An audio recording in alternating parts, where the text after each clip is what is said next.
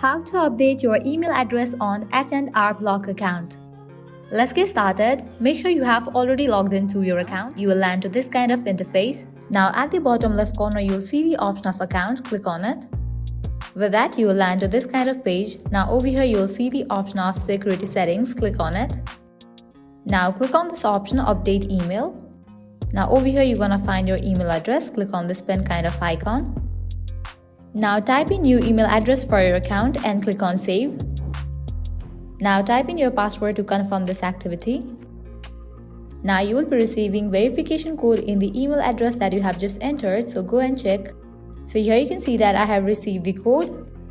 You will also receive similar kind of code. You have to type in that code.